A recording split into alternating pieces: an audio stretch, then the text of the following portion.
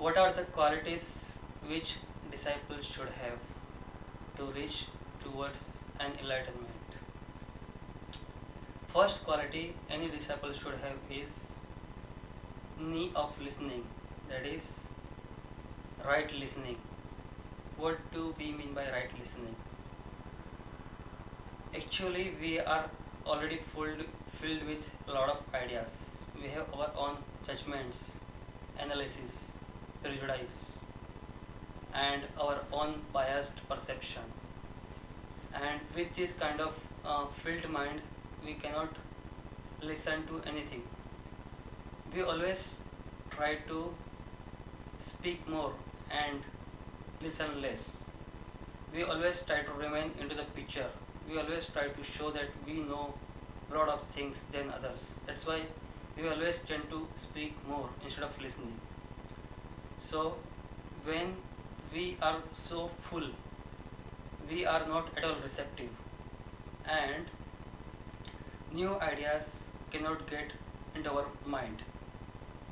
So what thing is required is empty mind. It's like when the slate is empty, you can write something into it. When the water is in actual colorless form, then only you can add any certain color into the water, and then you can make green water, blue water, yellow water, etc. So for that, emptiness is must. Emptiness means true nature, real nature, without any pre-filled ideas. Without this nature, we cannot listen anything truly. What we generally do, how do we listen? We we never listen. We always try to confirm our ideas with others' ideas. So if some master is speaking, so we try to get confirmation of, for our ideas from the mouth of master. So it's more like hearing. We never listen. We are already agreeing to our own idea, and now we want other people to say the same idea. If they are speaking different idea, we just disagree and we say I don't agree with you. That's why there is a big I here which says I don't agree, and because of this ego, we cannot listen. We cannot know more things. So first thing any disciple should have is right attitude for listening with an empty mind, without any analysis.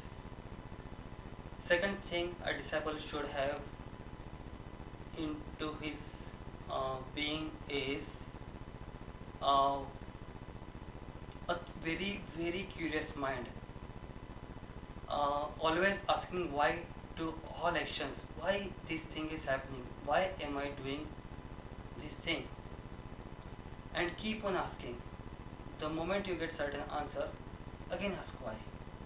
Why is that? Why answer is like that? When you do this thing, you will go to the root of the problem, and never stop asking why. It's very simple process for going to the root of any problem, root of any process, and it will clearly tell you what is the responsible factor for an activity, for an action. So that's the second thing. Always ask why. Third thing is be receptive. Don't be closed. Just be ready to accept new ideas. Be ready to listen to any junk, any absurd, any idea for with which you don't agree. You should be totally receptive to receive any kind of ideas from anywhere, any source. Maybe elder than you, maybe from people younger than you, maybe from master, maybe from ignorant, maybe from books, anywhere. Just be ready to receive new ideas. and after that contemplate on those ideas, and just think what makes sense, what doesn't make sense. Fourth thing is, never rely on your rational thinking or logical thinking, because mind has a lot of limitation. First of all, what is mind? Mind is nothing but a bundle of memories and analysis on those memories. So whatever we have experienced up till now makes our mind. Whatever we have analyzed on those experience makes our mind. So when when we listen through this mind, through memories, through analysis, we are not really conscious. We are always acting out of our judgments. So never never be uh, reactive to the situation without judging it. But don't rely only on your logical thinking, because logic has a limitation. Logic means what we have known up till now makes a logic. There was a time when there were no aeroplanes on the earth, and one of the scientists said, I'll make a metal device which can fly in air. Logically, it was not fitting into the system of human mind, but still, you can see now metal flying into the air in the form of aeroplanes. So, thing which was not logical at certain point become logical now. So, logic is what you or we have known at this point. So the thing which is not logical right now may become logical tomorrow. So never rely on your logical system totally. Yeah, you should rationalize the things, but you should not be totally logical. Just be open, be receptive. Next thing any disciple need is uh, contemplation or contemplative mind, conscious mind, and watchful mind. It's like being conscious in any activity we do in day-to-day routine life. We do all activities so mechanically. We get up from the bed mechanically. We do brush mechanically. We take bath mechanically. We go to the job. We eat. We drink. We just chit chat. And then we come back home. Everything is so mechanical. We don't realize what we are doing. It's just out of your habit. It's just out of your routine mechanicalness. It's kind of robot life, computerized life. We never try to analyze or think on that, why we are doing that thing. So just be little bit watchful. Start becoming watchful. Start becoming conscious. Start witnessing your activities, your thoughts in your day-to-day life.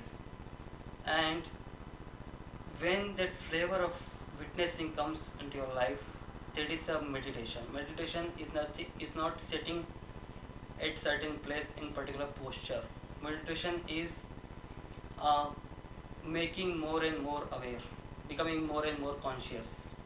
So it's just an action, it's just a flavor of becoming more conscious. So the moment we become conscious, we lose our mechanical attitude, we lose our mechanical thinking, and we just act out of our own reality, our own being. So in this way, we do not react toward the situation, but we try to witness the situation and then we try to act instead of react.